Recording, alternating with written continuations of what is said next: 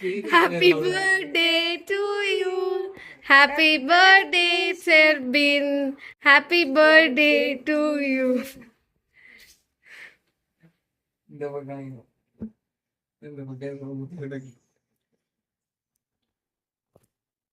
Friends, இப்போ நம்ம இந்த கேக்கை கட் பண்ணி சாப்பிட போகிறோம்.